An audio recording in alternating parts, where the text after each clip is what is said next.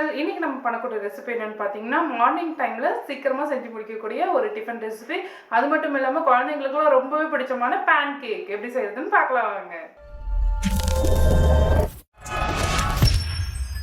Pan cake செய்யறதுக்கு ஒரு பவுலில் முட்டை 1 உடச்சி இதில் சேர்த்துக்கோங்க.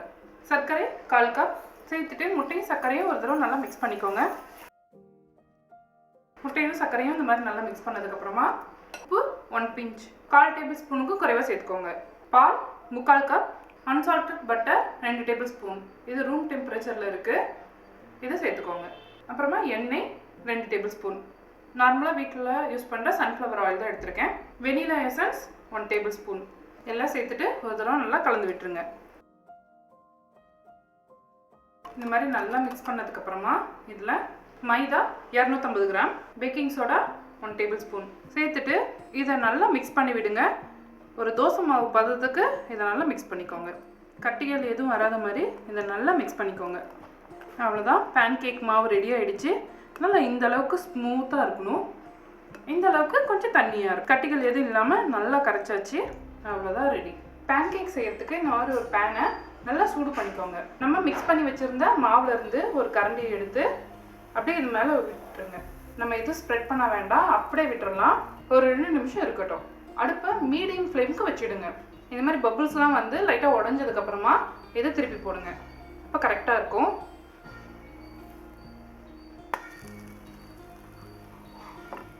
இன்னொரு சைடையும் நல்லா வேக வச்சுடுங்க. இந்த சைடும் திருப்பி போட்டு 2 நிமிஷம் ஆனதுக்கப்புறமா எடுத்துடுங்க. சூப்பரான பேன் கேக் ரெடி.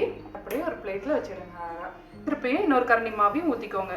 இதே மாதிரி எல்லா மாவையும் ஊற்றி சுட்டு எடுத்துக்கோங்க. 2 சைடும் இந்த மாதிரி சூப்பராக இருந்திருக்கு. இதே போலவே எல்லா பேன் கேக்கையும் சுட்டு எடுத்துக்கோங்க. வா, நம்மளோட சூப்பரான பேன் கேக் ரெடி ஆயிடுச்சு. நம்ம எடுத்த மாவுக்கு 8 பேன் கேக் வந்திருக்கு. இந்த பேன் கேக் மேலே ஹனியை அப்படியே ஊற்றிடுங்க.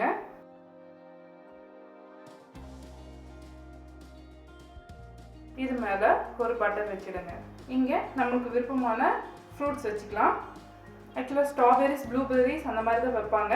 ஸ்ட்ராபெரி சீசன் இல்லாதனால நான் மேங்கோஸை கட் பண்ணி வச்சுக்கிறேன். அவ்வளோதான், சூப்பரான பேன் கேக் ரெடி.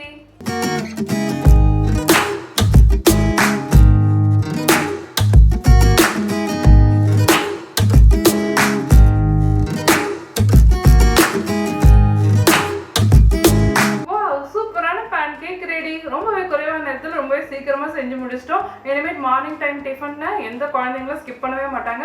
அவ்வளோ சூப்பராக இருக்கும். இதை லைட்டாக நான் டேஸ்ட் பண்ணி பார்க்குறேன். ஆக்சுவலாக இதை மேப்பிள் சிரப் அப்படின்ற ஒரு சிரப்போட தான் வச்சு சாப்பிடுவாங்க. நம்ம ஊரில் அது கிடைக்காதனால லைட்டாக ஹனியில் டிப் பண்ணி சாப்பிட்லாம். Amazing taste. வாவ், அவ்வளோ டேஸ்ட்டாக இருக்குது. குழந்தைங்களும் பெரியவங்க வரைக்கும் எல்லாருமே விரும்பி சாப்பிடுவாங்க. ஸோ கண்டிப்பாக இந்த ரெசிபி வீட்டில் ட்ரை பண்ணி பாருங்கள். மனமும் சுவையும் சேனலை சப்ஸ்கிரைப் பண்ணாதாங்க சப்ஸ்கிரைப் பண்ணிக்கோங்க. பக்கத்தில் இருக்க பெல் ஐக்கானே அழுத்திக்கோங்க. லைக் பண்ணுங்கள், ஷேர் பண்ணுங்கள். உங்களுக்கு விருப்பமான டிஷஸ் எதாக இருந்தாலும் என்னோட ஷேர் பண்ணி வச்சுக்கிட்டு கமெண்ட் பாக்ஸில் கமெண்ட் பண்ணுங்கள்.